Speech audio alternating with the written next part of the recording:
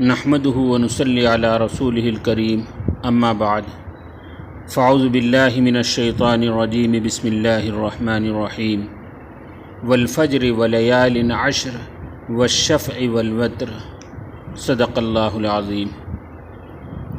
میرے محترم بزرگوں، عزیز دوستوں اور بھائیوں، ابھی ہم ذوالقعدہ کے آخری ایام سے گزر رہے ہیں۔ ایک آدھ دن میں ذوالحجہ کا مبارک مہینہ ہمارے سامنے شروع ہونے والا ہے۔ قرآن اور احادیث مبارکات کے اندر ذوالحجہ کے مہینے کی بڑی فضیلت آئی ہے۔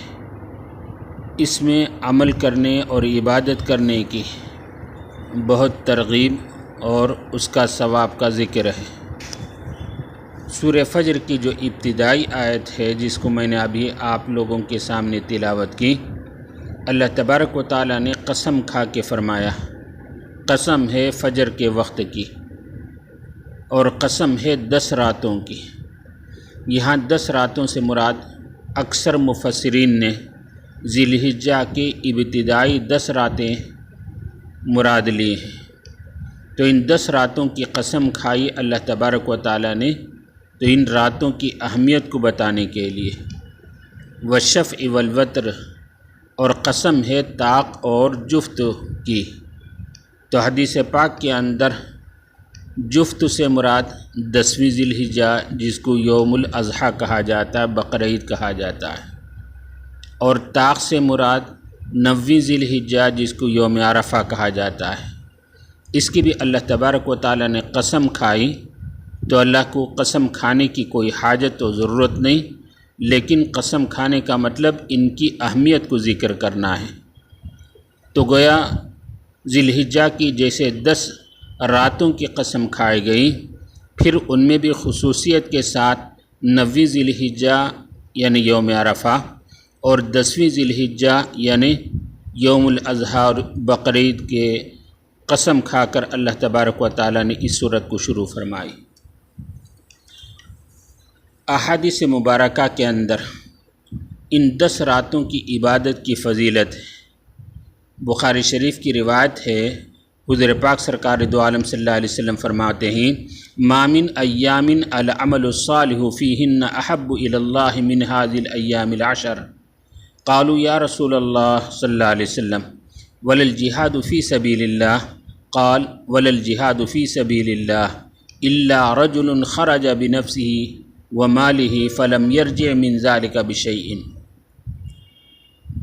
ترجمہ: حضور پاک سرکار دو عالم صلی اللہ علیہ وسلم نے ذی الحجہ کے مہینے کے پہلے 10 راتوں کی فضیلت بیان کرتے ہوئے فرمایا کہ ذی الحجہ کے شروع والے 10 دن اللہ کے نزدیک ایسے محبوب اور پسندیدہ ہیں کہ اور کسی دن میں نیک عمل کا ثواب اتنا اللہ کے ہاں محبوب و پسندیدہ نہیں جس قدر ان 10 دنوں کی ہے۔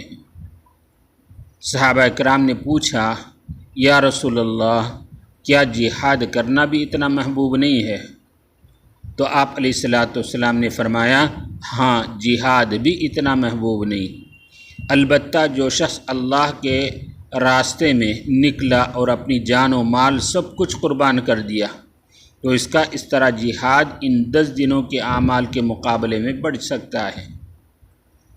تو اللہ کے نزدیک ان 10 دنوں کی عبادت کا ثواب دیگر ایام کی عبادت کے مقابلے میں بڑھا ہوا ہے۔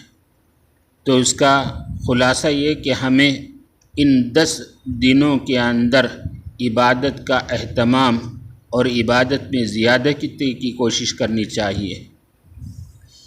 جی، یہ اللہ کا خصوصی انعام ہے کہ ان نیکیوں کا اجر و ثواب بڑھا کر ہمارے لیے زیادہ سے زیادہ نیکیاں اور اجر و ثواب کمانے کا اللہ نے موقع عنایت فرمایا۔ ایک اور حدیث میں ہے، ترمذی شریف کی روایت ہے، فرمایا آپ علیہ الصلوۃ والسلام نے، ما من ایام احب الی اللہ ان یتعبد له فیہا من 10 ذی الحجہ یعدل صیام کل یوم منہا بصیام سنۃ وقیام کل لیلۃ منہا بقیام لیلۃ القدر، او کما قال۔ فرمایا آپ علیہ الصلوۃ والسلام نے کہ ذی الحجہ کے پہلے 10 دن کی عبادت کی طرح اللہ کے نزدیک دوسرے دنوں کی عبادت اتنے محبوب نہیں۔ ان دنوں میں یعنی 1 ذی الحجہ سے 9 ذی الحجہ یعنی عرفہ تک، چونکہ عید کے دن کا روزہ رکھنا حرام ہے، ہر دن کا روزہ 1 سال کے روزے کے برابر ہے، اور ہر دن کی عبادت کا ثواب شب قدر کی عبادت کے برابر ہے۔ تو ان 10 راتوں کی اہمیت اس سے بھی ظاہر ہے کہ آپ علیہ الصلوۃ والسلام نے ان 10 راتوں کی عبادت کو شب قدر کی عبادت کے برابر ثواب میں برابر قرار دیا ہے۔ اس لیے ان راتوں کی اہمیت اور ان راتوں میں عبادت کی کوشش ہمیں کرنی چاہیے۔ تیسری بات، عشر ذی الحجہ کے اندر ایک خاص حکم حضرت ام سلمہ رضی اللہ تعالی عنہ نقل کرتی ہیں کہ ایک مرتبہ حضور پاک سرکار دو عالم صلی اللہ علیہ وسلم نے فرمایا، جب ذی الحجہ کا چاند نظر آ جائے اور تم میں سے کوئی قربانی کرنا چاہے، قربانی کا ارادہ کرے، تو چاہیے کہ وہ اپنا ناخن اور بال نہ کاٹے یہاں تک کہ وہ قربانی کر لے۔ مشکات صفحہ 127 کے اندر یہ حکم موجود ہے۔ لیکن یہ حدیث حضرت ام سلمہ کی، جس میں آپ علیہ الصلوۃ والسلام نے قربانی کے ارادہ کرنے والے کو ناخن یا زائد بال کاٹنے سے منع فرمایا، یہ کوئی واجب اور فرض کا درجہ نہیں، ہاں مستحب ہے۔ اور اس کی وجہ اور علت فقہا نے یہ ذکر فرمائی کہ چونکہ ان دنوں میں حجاج کرام جن کو اللہ تبارک و تعالیٰ نے حج کی سعادت نصیب کی، احرام باندھ کر اللہ کے دربار میں، اللہ کے گھر میں حاضر ہوتے ہیں، تو احرام کی حالت میں یہ اپنا بال اور ناخن نہیں کاٹتے۔ اگرچہ ہمیں اس سال حج کی سعادت اور توفیق نہ ملی اپنی جگہ ہی، لیکن تھوڑی سی حجاج کرام کی مشابہت اختیار کر لیں، بال اور ناخن ان دنوں کے اندر نہ کاٹیں، تو کیا بعید ہے کہ محض اس مشابہت کو بہانہ بنا کر اللہ تبارک و تعالی ہمیں بھی ان حجاج کا ثواب میں سے کچھ حصہ نصیب فرما دے۔ جی، ایک عبادت تو یہ ہے۔ ایک دوسری بات، 9 ذی الحجہ کا، جس کو عرفہ کا دن کہا جاتا ہے، اس دن روزہ رکھنے کی فضیلت ہے۔ ایک حدیث میں ہے، آپ علیہ الصلوۃ والسلام فرماتے ہیں کہ اس دن کا، عرفے کے دن کا ایک روزہ، انی احتسب علی اللہ، اللہ سے مجھے یہ امید ہے کہ پچھلے اور آگے 1 سال کے گناہ کا مغفرت اور بخشش کا سبب بن جائے۔ ترمذی شریف صفحہ 100 کے اندر یہ حدیث موجود ہے۔ تو ان دنوں کے اندر روزے کی فضیلت ہے ہی، لیکن خاص طور پر عرفہ یعنی 9 ذی الحجہ کا جو روزہ ہے، ان کے اندر اللہ تبارک و تعالی اس بندے کی مغفرت فرما دیں، اور 1 سال اگلے اور 1 سال پچھلے۔ اب ہمارے سامنے 9 ذی الحجہ ہو سکتا ہے منگل کے دن ہو 20 جولائی کو، یا ہو سکتا ہے 21 جولائی بدھ کے دن ہو، تو اس کے اندر روزے کا اہتمام ہو۔ جی، اگر چاند 29 کا نظر آ جائے تو 12 جولائی یعنی پیر کے دن 1 ذی الحجہ شمار ہوگا۔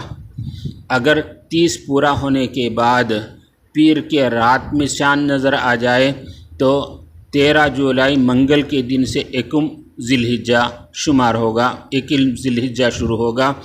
تو اس سے پہلے اپنے بال اور ناخن کو کاٹنے کا اہتمام بھی کریں، اور ان 10 راتوں کی عبادت کا اور ان 10 دنوں کے روزے کا اہتمام کریں۔